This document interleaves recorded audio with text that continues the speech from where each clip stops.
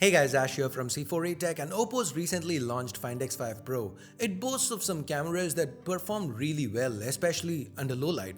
Now traditionally, the gold standard for smartphone optics has been the flagship Samsung on offer, which right now is the Samsung Galaxy S22 Ultra.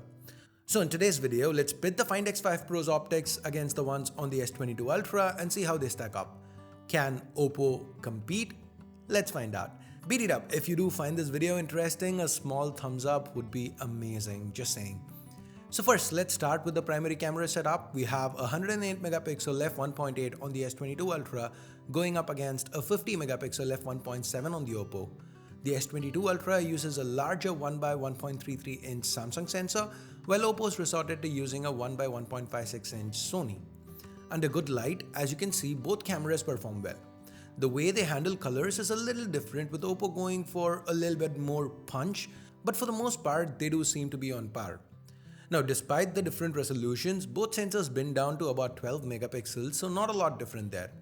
The S22 Ultra's primary is a tad wider since it uses a 23mm lens compared to 25 on the OPPO, but this is just a difference I'm pointing out and doesn't necessarily give either camera an advantage.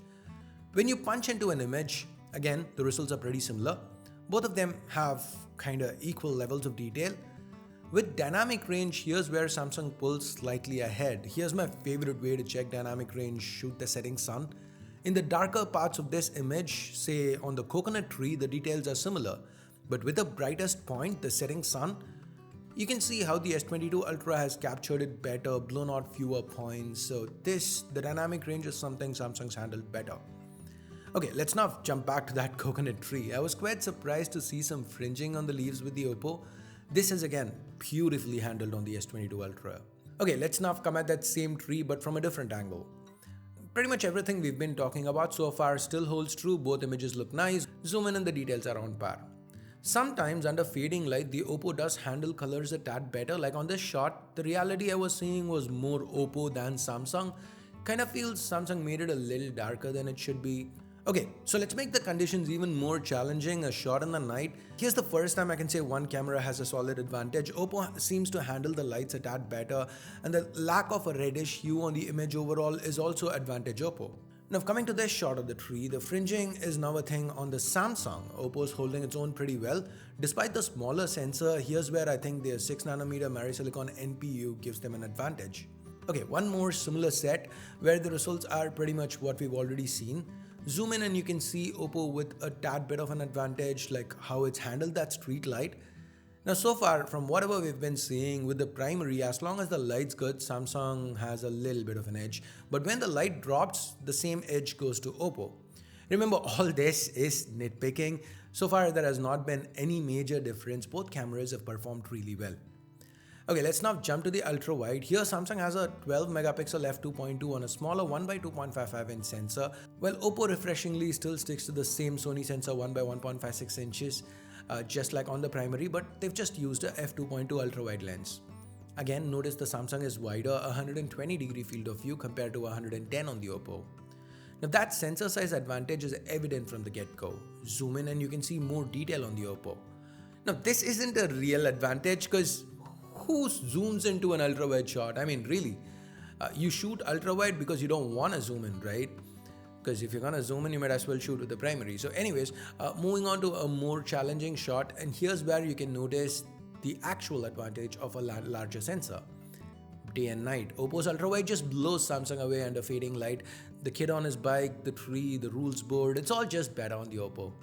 Now in this shot of the house, see how the bulbs blow out less on the OPPO? The range is most definitely a pro, and if you were to punch in, given the light's a lot lesser now, the difference in detail is also a lot more noticeable. Just look at the tire tracks on the sand or the building's wall. For ultrawides, it seems like OPPO has an edge. Now, one final example, again with the Harley branding, that tells the story. Beat it up, it's also worth noting OPPO is faster to take images with the night mode on. Now, if you thought this meant OPPO has the better optics, well, you are thinking wrong, because with Telephoto, there is just no comparison. Samsung absolutely annihilates OPPO. This is the definition of bringing a knife to a gunfight. While OPPO has a respectable 2x optical with their 13 megapixel sensor, Samsung has two telephoto cameras, a 10 megapixel f2.4 to allow for 3x telephoto and a 10 megapixel f4.9 to allow for 10x optical. So at native zoom, this is how things look. Punching in on the OPPO to match, no contest. The details, everything is just so much better on the S22 Ultra. Now, if we jump to 10x, it's gonna be an insult to intelligence if I'm gonna point out everything the Samsung's done better. I mean, if you want zoom, there is really no contest here. It's the S22 Ultra all the way with a definitive victory. Now, moving on to video, for some reason the OPPO cannot do 8K despite the chip inside being Snapdragon 8 Gen 1 and the camera having enough megapixels to support it. So let's check out 4K 60. Under good light, the results are pretty similar. I expected better stability on the OPPO given the 5-axis stabilization, but not really. They're both more or less equal with regards to detail, stabilization, colors. It's all fine. Now, when the light goes down though, here is yet another area where OPPO manages to pull ahead. Just looking at video quality, they are pretty comparable. OPPO might actually be doing slightly better with the noise suppression, but that's not the real advantage. The real advantage is with stabilization. Now this is the S22 Ultra. You see that jitter with every step that I take? That's probably the stabilization struggling with the lack of light. The same scenario with the OPPO, just see how buttery smooth it is. This is all the more noticeable with the wide-angle camera. Here, OPPO has a little more noise, but everything is also a whole lot more crisper, and the stabilization, they've knocked it out of the park. Now before we wrap, let's talk selfies. 40 megapixel f2.2 on the Samsung versus 32 megapixel f2.4 on the OPPO. Here, I'd say Samsung's a tad better on the skin tone, and both of them have issues with wild hair and stray strands on portraits. Not a lot between them for stills. With video though, this time Samsung goes over. It has support for 4K 60 compared to 1080-30 on the OPPO, which frankly for a flagship in 2022 is ridiculous. The stabilization on the Samsung is also better, so I wouldn't even call this a close contest. The S22 Ultra just flat out wins. Now, overall, between these two, I'd say Samsung has the more complete set of cameras, but OPPO hasn't necessarily done bad. Under low light for stills and especially videos, the Find X5 Pro did a lot better. Gun to my head, I would go with the S22 Ultra because the telephoto is a no contest and it's got a decent edge with selfie video too. But with everything else, the Find X5 Pro has done a beautiful job of holding its own and even pulling ahead at some places.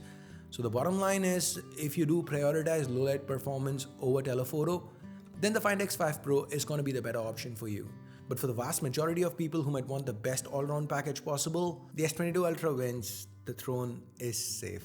So that's pretty much it for this camera comparison. Is there any other two phones that you'd like to see me compare? If yes, let me know in the comments below, and period up, thanks a lot for your time. Hit that subscribe button if you want to watch more of my content. Turn on that bell if you have already subscribed. And until next time, my name's Ash. You've been watching C4E Tech, and I'm signing off for now. You guys have a great day. Bye-bye.